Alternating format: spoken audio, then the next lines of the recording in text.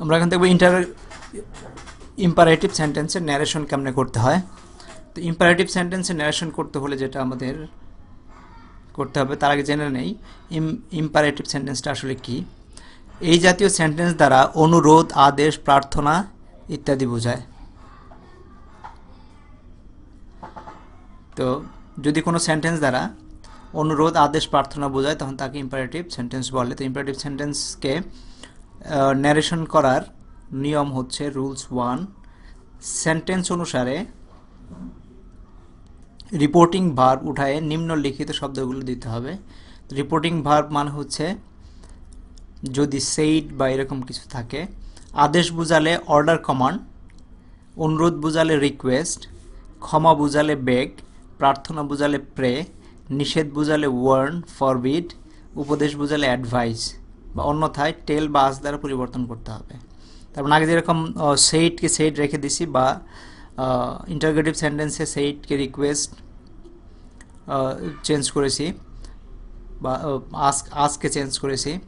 তো এইখানে আমাদের আদেশ অনুরোধ বোঝানোর জন্য আদেশ বুঝাইলে অর্ডার বা কমান্ড লিখতে হবে, ক্ষমা বুঝাইলে বেগ লিখতে হবে, নিষেধ বুঝাইলে ওয়ার্ন, ফরবিড লিখতে হবে, অনুরোধ বুঝাইলে রিকোয়েস্ট লিখতে হবে, প্রার্থনা বুঝাইলে প্রে ও উপদেশ বুঝাইলে অ্যাডভাইস হবে।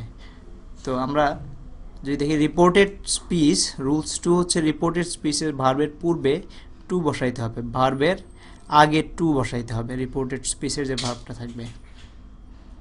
একটা যদি দেখি হি said to his servant stand up, তার মানে একটা কমান্ড বোঝাচ্ছে এটাকে। তো এখানে আমরা হি said to his servant to stand up, এখানে স্ট্যান্ড আপের আগে টু বসছে।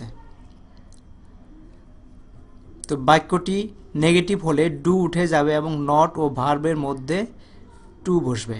তো বাক্যটি যদি নেগেটিভ সেন্টেন্স হয় তাহলে নট, আর যদি ডু দ্বারা শুরু হয় ডু উঠে যাবে এবং নট ও ভার্বের মধ্যে একটা টু বসাইতে হবে। তো my father said to me do not run in the সান, তো এটাকে আমরা net my father advice me, উপদেশ ছিল অ্যাডভাইস মি, সেইড টু পরিবর্তন হয়ে গেছে এখানে, সেইড টুর পরিবর্তে অ্যাডভাইস মি হচ্ছে advise me not to run, ডুটা উঠে গেছে এখানে not to run in the sun, ভার্বের আগে জাস্ট টু বসায় দেওয়া হয়েছে। রুলস 4, রিপোর্টেড স্পিচটি প্লিজ দ্বারা আরম্ভ হইলে প্লিজ উঠাইয়া দিয়া কাইন্ডলি বসানো যায়, কিন্তু প্লিজ বাদ দিয়ে শুধু ভার্বের পূর্বে টু বসায় দিলেও চলবে। যদি প্লিজ শুরু থাকে তাহলে কাইন্ডলি দিতে পারি, অথবা প্লিজটাকে বাদ দিয়ে শুধু টু, ভার্বের আগে টু বসায় দিলেই হবে। যেমন Matin said to Hamid please lend me your pen, তো আমাকে তোমার কলমটা ধার দাও।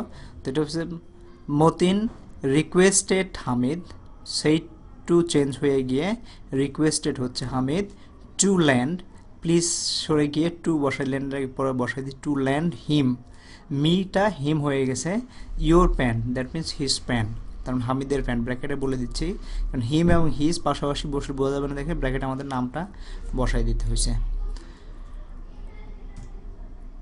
রুলস 5, ডাইরেক্ট ন্যারেশনে লেট থাকলে এবং বাক্যটি দ্বারা প্রস্তাব বোঝাইলে, যদি ন্যারেশনে লেট থাকে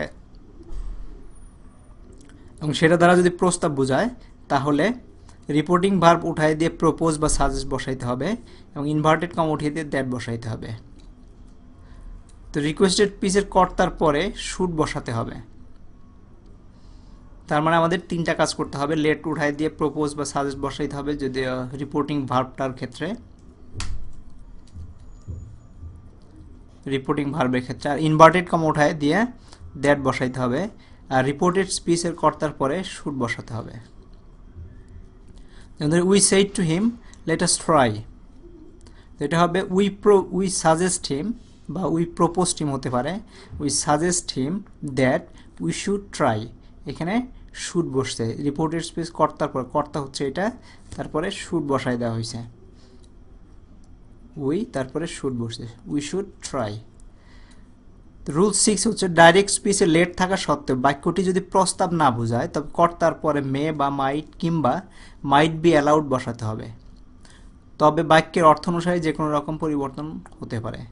তার মানে লেট দ্বারা যদি কোনো প্রস্তাব না বোঝায় তাহলে মে বা মাইট বি অ্যালাউড বসাইতে হবে। যেমন he said to me let me come in, সে আমাকে বলল যে আমাকে ভিতরে আসতে দাও, তার মানে এটা কোনো প্রস্তাব না, একটা অনুরোধের মতো বোঝাচ্ছে, যদিও লেট আছে। তো এখানে হচ্ছে he requested me that he might be allowed to come in. তো মাইট বি অ্যালাউডটা কর্তার পরে বসেছে, কর্তা হচ্ছে he might be allowed to come in.